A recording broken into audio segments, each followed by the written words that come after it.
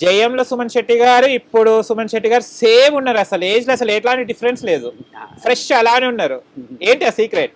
Secret ఏముందండి, మీ అంతా అభిమానిస్తుంటుంటే ఆ హ్యాపీనెస్సే ఈ ఫేర్నెస్ అంతేనండి. ఓకే. అంటే మీరు కొన్ని చాలా మూవీస్ చేశారు. దాదాపు అవును, 300 మూవీస్ చేయడం జరిగింది. అవును, అవును. తర్వాత మాకు కొన్ని చోట్ల మీరు కనిపియలేదు. అంటే సుమన్ శెట్టి గారు ఏం చేస్తున్నారు, ఏంటిది అంటే మూవీస్‌లో బిజీ ఉన్నా గూడా అంత అనుకున్న మూవీస్ చేయలేదు మీరు. అవును, తర్వాత కట్ చేస్తే 'బిగ్ బాస్‌లో' కనిపించారు. అవును. సేమ్ యాజ్ ఇట్ ఈస్‌గా ఇదే షర్ట్, ఇదే కటౌట్‌తోనే కనిపించడం జరిగింది. దీంతోనే ఎంటర్ అయ్యాను, దీంతోనే ఇక కొత్త దానికి కొత్త దానికి వెళ్ళడానికి రెడీ అవుతున్నారనమాట. ఓకే. 'బిగ్ బాస్' ఆఫర్ అంటే చాలా మంది ఆర్టిస్టులు, సీనియర్ ఆర్టిస్టులు రిజెక్ట్ చేస్తుంటారు. 'బిగ్ అవును, బాస్' అనంగానే వెళ్లరు. ఎందుకంటే నెగెటివ్ థాట్ వస్తుంది అనే ఉద్దేశంతోని. ఎలా ఉంటది జనాలు అంటే మన రియాలిటీగా అనిపిస్తది కాబట్టి. అవును, 'బిగ్ అవును. బాస్' ఆఫర్ వచ్చినప్పుడు మీరు ఎలా యాక్సెప్ట్ చేశారు? ఎలా అనుకున్నారు? నాకు యాక్చువల్లీ ఇది ఫస్ట్ టైం కాదండి. ఓకే. ఫస్ట్ టైం నాకు వచ్చింది ఆఫర్. Season 5 are 6 something. అప్పుడు నాకు బిజీగా ఉన్నాను నేను యాక్చువల్లీ షూటింగ్స్‌లోని. అందువల్ల నేను మిస్ చేసుకున్నా. 2019లో వచ్చింది మళ్ళీని. ఓకే. అది అది మరి ఏ ఏ సీజన్ అన్నది 4 అదే. సంథింగ్ అనుకుంటా. అప్పుడు మా ఫాదర్ ఎక్స్‌పైర్ అవ్వడంలోని నేను వెళ్ళలేకపోయాను.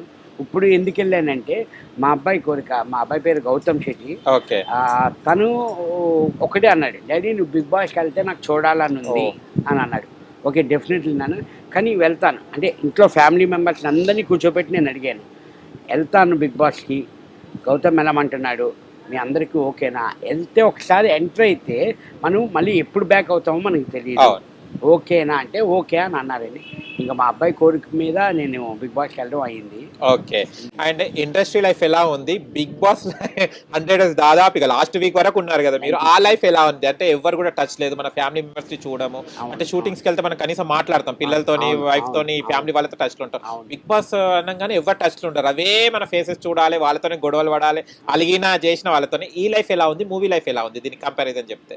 అది మూవీ అన్నది ఏంటంటే అండి, ఇప్పుడు ప్రెజెంట్ అది ఒక నటించడం మూవీ అన్నది. అవును. It's a not a real life. Big boss 9 అన్నది ఏంటంటే రియాలిటీ షో. మనం ఎలాగుంటామో, స్వచ్ఛంగా మనం ఇంట్లో ఎలాగుంటామో, మనం బయటని ఎలాగుంటామో, సేమ్ అది కూడా అదే. నాట్ ఏ స్క్రిప్ట్, నథింగ్ అండి. బిగ్ బాస్ అన్నది రియాలిటీ. మనం ఎలాగుంటామో అన్నది అక్కడికి వెళ్ళి ఉన్నామండి మనం. ఓకే.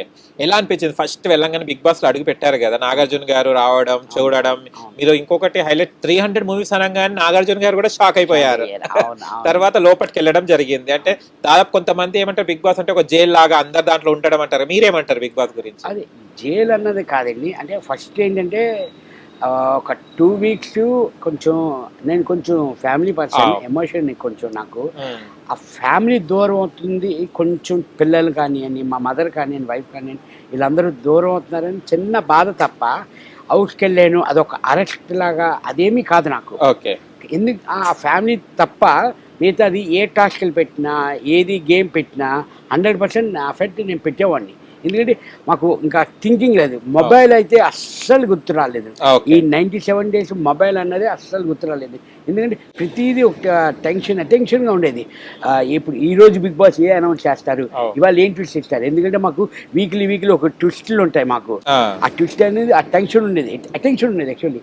ఆ గేమ్ కానియ్యండి, అవి ఆడాలి, నేను ఆడగలుగుతానా ఏంటి అన్నది కొంచెం హ్మ్.